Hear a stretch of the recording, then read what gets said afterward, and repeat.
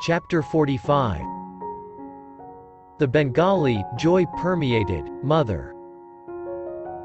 Sir, please do not leave India without a glimpse of Nirmala Devi. Her sanctity is intense. She is known far and wide as Ananda Moyi Ma, Joy-Permeated Mother. My niece, Amiyo Bose, gazed at me earnestly. Of course.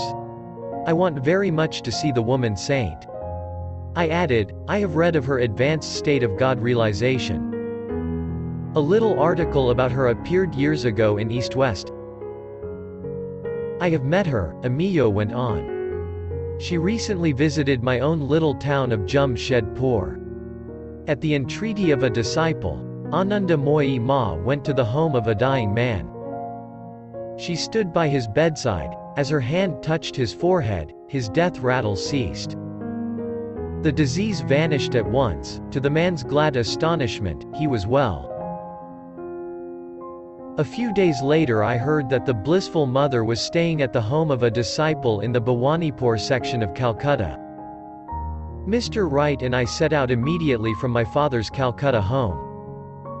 As the Ford neared the Bhawanipur house, my companion and I observed an unusual street scene. Ananda Moyi Ma was standing in an open-topped automobile, blessing a throng of about 100 disciples. She was evidently on the point of departure. Mr. Wright parked the Ford some distance away, and accompanied me on foot toward the quiet assemblage.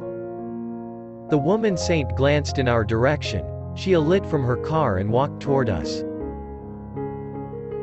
Father, you have come. With these fervent words she put her arm around my neck and her head on my shoulder.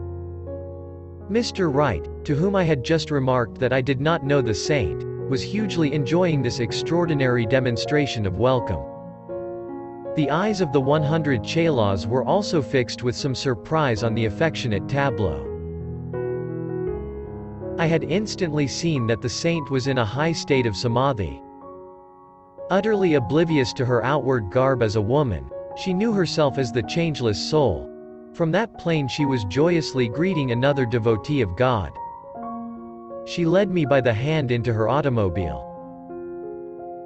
Ananda Moyi Ma, I am delaying your journey. I protested. Father, I am meeting you for the first time in this life, after ages. She said. Please do not leave yet. We sat together in the rear seats of the car. The blissful mother soon entered the immobile ecstatic state.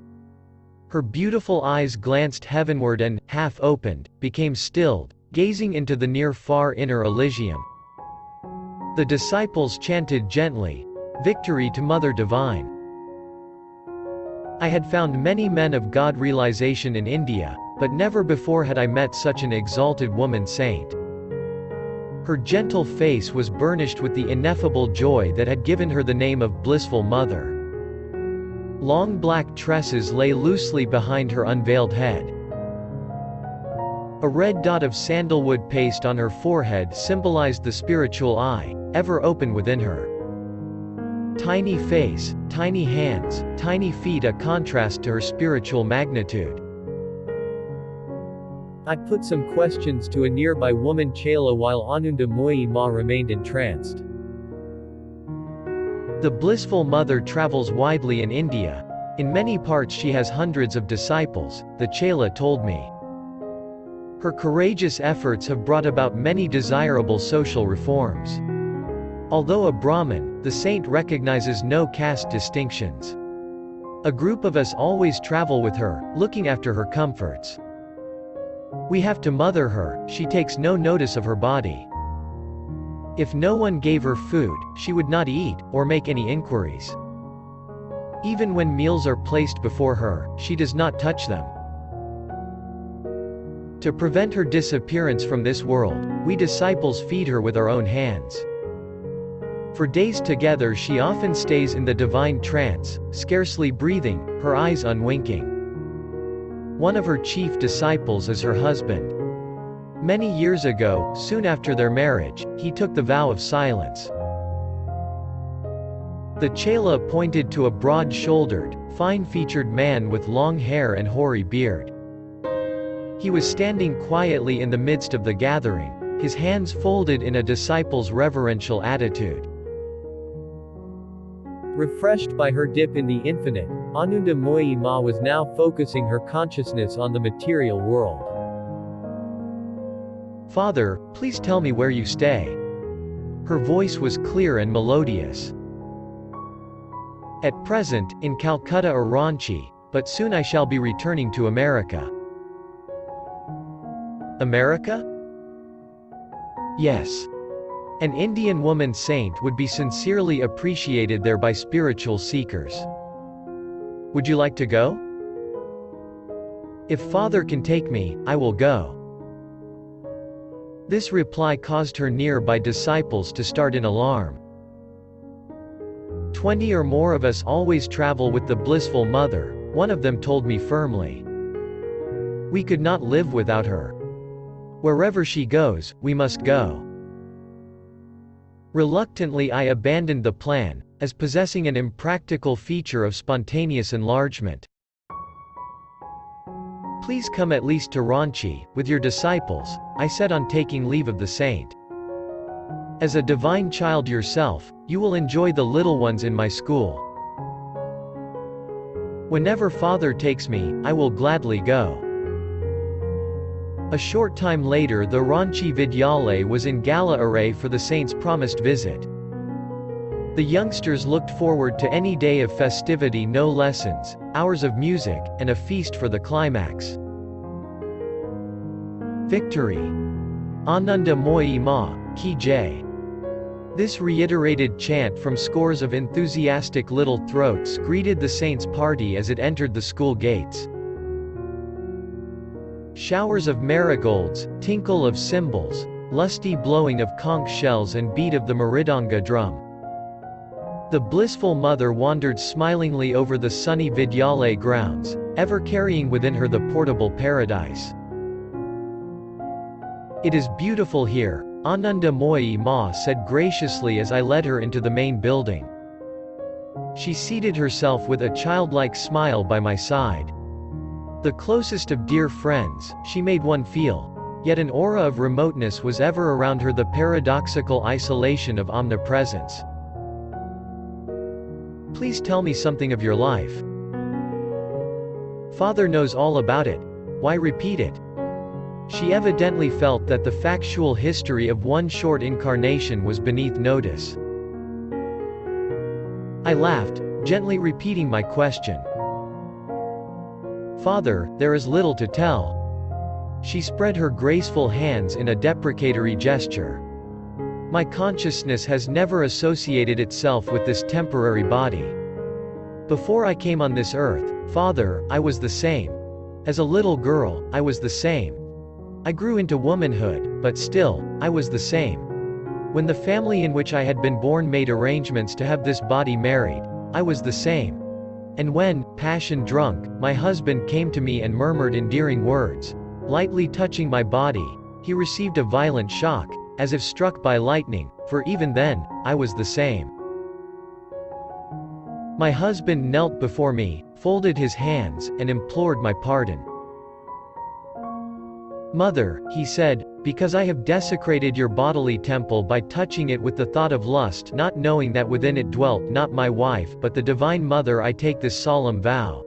I shall be your disciple, a celibate follower, ever caring for you in silence as a servant, never speaking to anyone again as long as I live. May I thus atone for the sin I have today committed against you, my Guru.' Even when I quietly accepted this proposal of my husband's, I was the same. And, Father, in front of you now, I am the same. Ever afterward, though the dance of creation change around me in the hall of eternity, I shall be the same." Ananda Moyi Ma sank into a deep meditative state. Her form was statue still, she had fled to her ever-calling kingdom. The dark pools of her eyes appeared lifeless and glassy. This expression is often present when saints remove their consciousness from the physical body, which is then hardly more than a piece of soulless clay. We sat together for an hour in the ecstatic trance. She returned to this world with a gay little laugh. "Please, Ananda Moyi ma," I said, "come with me to the garden. Mr. Wright will take some pictures." "Of course, Father. Your will is my will." Her glorious eyes retained the unchanging divine luster as she posed for many photographs. Time for the feast. Ananda Moyi ma squatted on her blanket seat, a disciple at her elbow to feed her. Like an infant, the saint obediently swallowed the food after the chela had brought it to her lips. It was plain that the blissful mother did not recognize any difference between curries and sweetmeats. As dusk approached, the saint left with her party amidst a shower of rose petals, her hands raised in blessing on the little lads. Their faces shone with the affection she had effortlessly awakened. "Thou shalt love the Lord thy God with all thy heart, and with all thy soul, and with all thy mind, and with all thy strength," Christ has proclaimed. This is the first commandment. Casting aside every inferior attachment, Ananda Moyi ma offers her sole allegiance to the Lord. Not by the hair-splitting distinctions of scholars but by the sure logic of faith, the childlike saint has solved the only problem in human life: establishment of unity with God. Man has forgotten this stark simplicity, now befogged by a million issues. Refusing a monotheistic love to God, the nations disguise their infidelity by punctilious respect before the outward shrines of charity. These humanitarian gestures are virtuous, because for a moment they divert man's attention from himself, but they do not free him from his single responsibility in life, referred to by Jesus as the first commandment. The uplifting obligation to love God is assumed with man's first breath of an air freely bestowed by his only benefactor. On one other occasion after her Ranchi visit I had opportunity to see Ananda Moyi ma. She stood among her disciples some months later on the Srirampur station platform, waiting for the train. "Father, I am going to the Himalayas," she told me. "Generous disciples have built me a hermitage in Dehradun." As she boarded the train, I marveled to see that whether amidst a crowd, on a train, feasting, or sitting in silence, her eyes never looked away from God. Within me I still hear her voice, an echo of measureless sweetness. "Behold, now and always one with the Eternal, I am ever the same."